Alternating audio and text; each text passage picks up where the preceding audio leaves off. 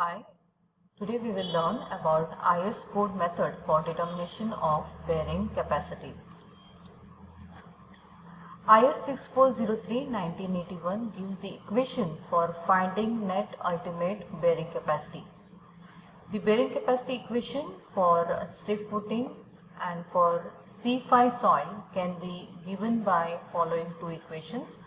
First one is when there is general shear failure, net ultimate bearing capacity QNF or QNU can be found out using equation CNC plus sigma bar into NQ minus 1 plus 0.5 into gamma B N gamma. Here C is the cohesion, NC, NQ and N gamma are bearing capacity factors, and the value of NC, NQ, N gamma can be found out using equations which are shown over here, or we can refer to the table which relates phi value to NC, NQ and N gamma. Sigma bar is the overburden pressure, B is the width of the footing and gamma is the unit weight of the soil. And if there is local shear failure, we use the equation to find net ultimate bearing capacity, that is QNF or QNU equal to 2 divided by 3 into CNC dash plus sigma bar into NQ dash minus 1 plus 0.5 gamma B N gamma dash. So here sigma bar is the effective surcharge at the base level of the foundation, which can be found out by knowing the value of unit weight of the soil and depth of the foundation. So sigma bar will be gamma into D, where gamma is unit weight and D is the depth of the foundation. And NC dash, NQ dash and N gamma dash are the bearing capacity factors. B is the width of the foundation and gamma is the unit weight of the soil. NC can be found out using equation NQ minus 1 into cot phi, where phi is the angle of internal friction. NQ can be found out using equation tan square into 45 degree plus phi by 2 into e raised to phi tan phi, and N gamma is equal to 2 into NQ plus 1 into tan phi. So this table can be referred, which is mentioned in IS code 6403-1981. From this table we will be able to find out NC, NQ and N gamma value for various values of phi. So if we know the value of angle of internal friction of soil, we will be able to find corresponding value of NC, NQ and N gamma. Like for example, if the angle of internal friction for the soil is 30 degree, we can write NC as 30.14, NQ as 18.4 and N gamma as 22.4. For obtaining NC dash, NQ dash and N gamma dash corresponding to local shear failure, we will have to calculate phi dash, which can be found out by using equation phi dash equal to tan inverse of 0.67 into phi.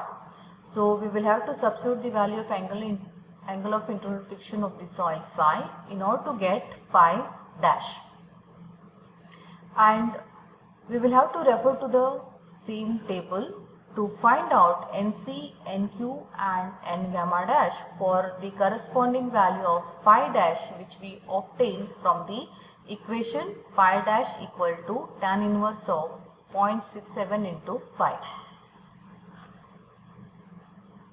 Now we will have to consider shape factor, depth factor and inclination factor.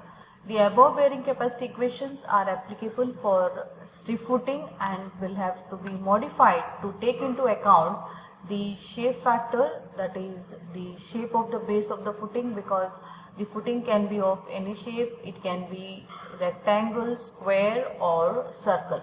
So we will have to consider shape of the footing, and also inclination of the loading, because always the loading will not be in vertical direction, it may be at certain inclination also.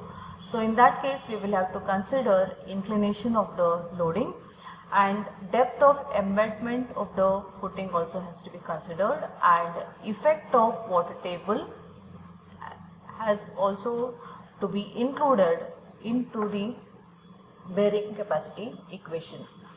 The modified bearing capacity formula are given for local shear failure and also for general shear failure.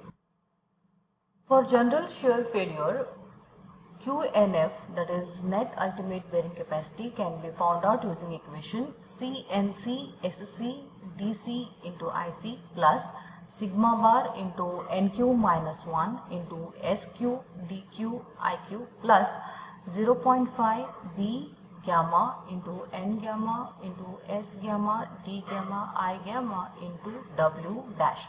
So let this be equation number 3.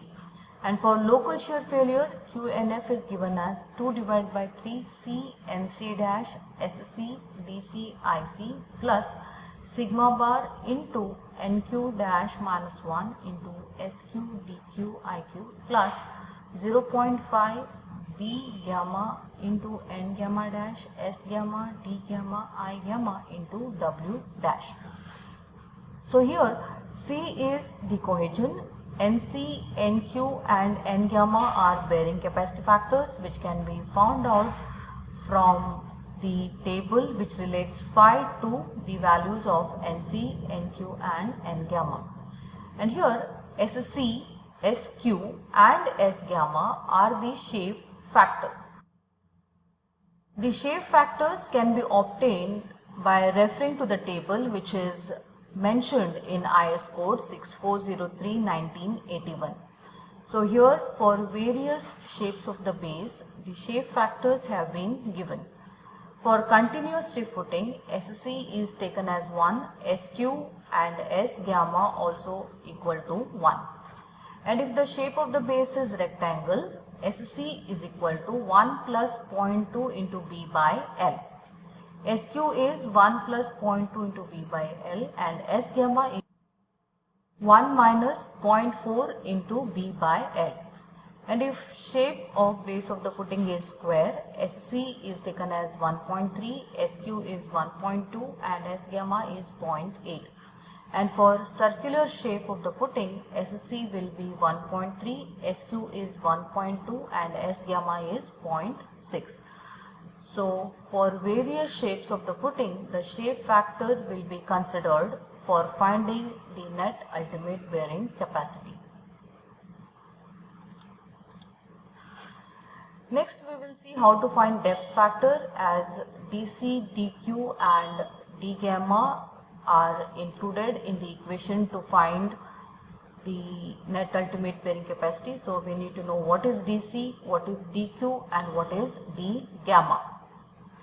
DC can be found out by using equation 1 plus 0.2 into D by B into square root of N phi.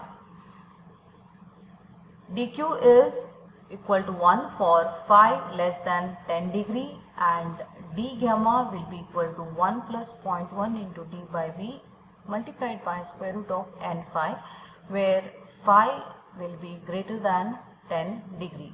And N phi can be found out by using equation tan square of 45 degree plus phi by 2. The depth factors are to be applied only when the backfilling is done with proper compaction. So we need to consider these depth factors, that is DC, DQ and D gamma, only when the backfilling is done along with the proper compaction. And now we will have to find out the inclination factors, because in the equation we have considered even inclination factors, that is IC, IQ and I gamma. These inclination factors will have to be considered if the loading is at certain inclination.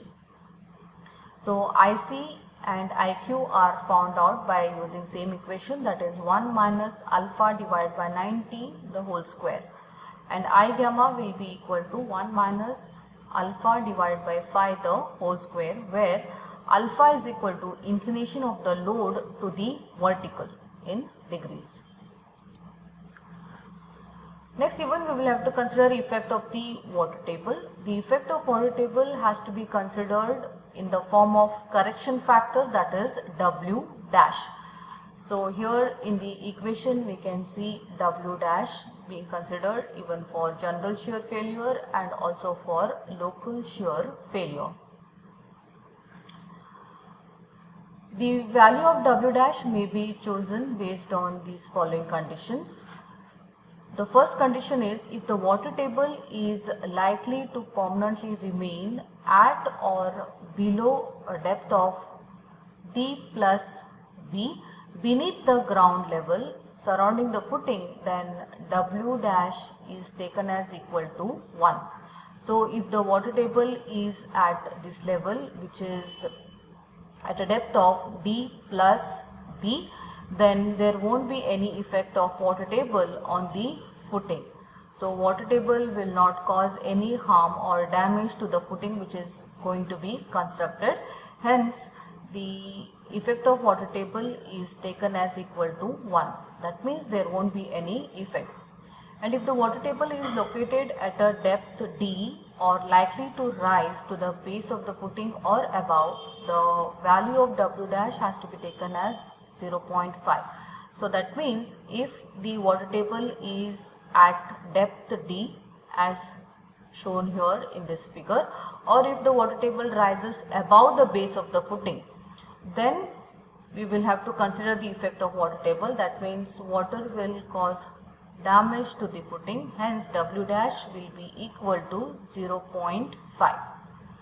So if the water table is at the base of the footing or if it is above the base of the footing, then W dash has to be taken as equal to 0.5.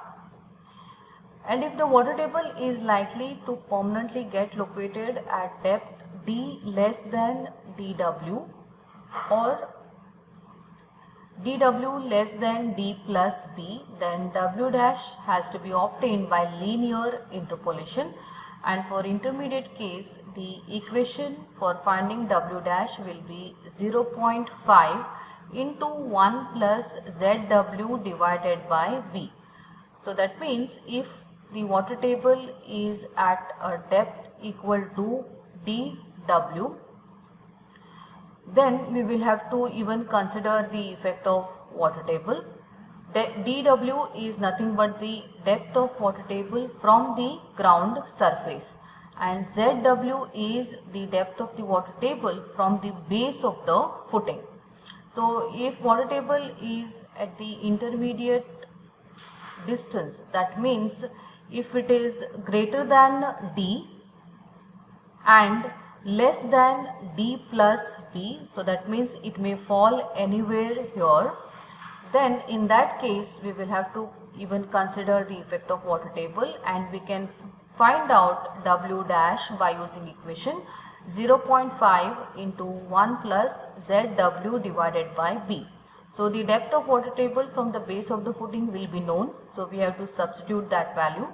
B is nothing but the width of the footing, and using these values we will be able to find what is W dash.